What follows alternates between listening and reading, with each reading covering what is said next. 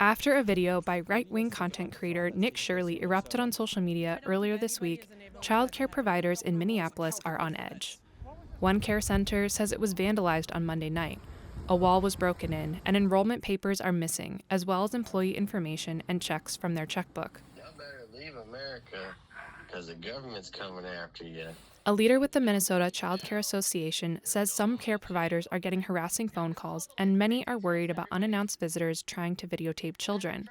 The day after Christmas, Nick Shirley posted his video where he meets with a man who believes there are fraudulent child care centers in Minneapolis. The two of them go to several child care centers run by Somali Minnesotans in an effort to prove this, knocking on doors, and Shirley asked if he can enroll his child. I would like to check a child in the daycare. In the video, he claims that child care centers have committed over $100 million in fraud.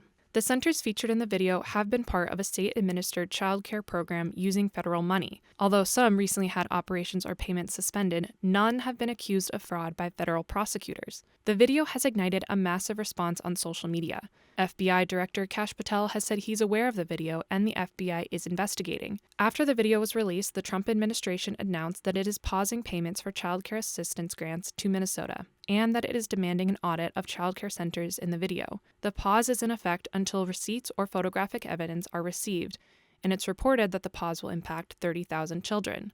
The video paints fraud as an uninvestigated problem across Minnesota, but the conversation around fraud is not new. The state and federal government have been investigating fraud in the state for years. So why now? And how did Shirley get tipped off to come here? Republican House Speaker Lisa Dameth said her caucus steered the content creator to childcare sites in Minnesota.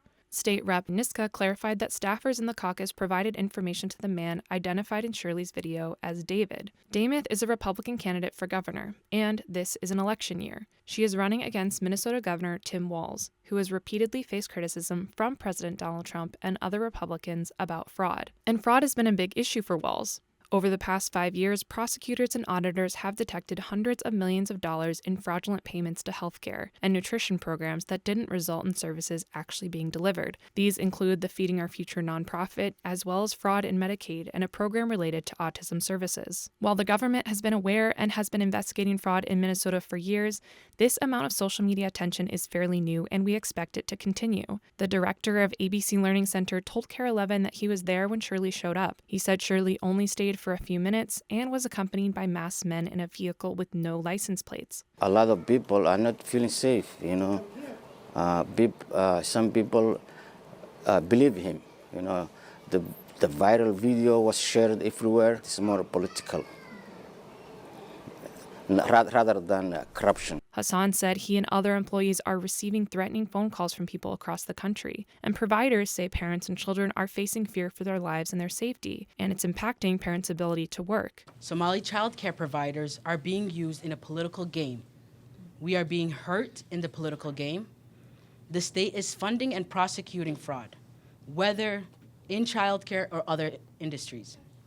The new surge in enforcement is causing trauma to our community entirely, and especially our precious children. A state official said her team has visited all of the sites mentioned in Shirley's video in the past 6 months, and they're visiting again in response to concerns raised. They have yet to find proof of any fraud.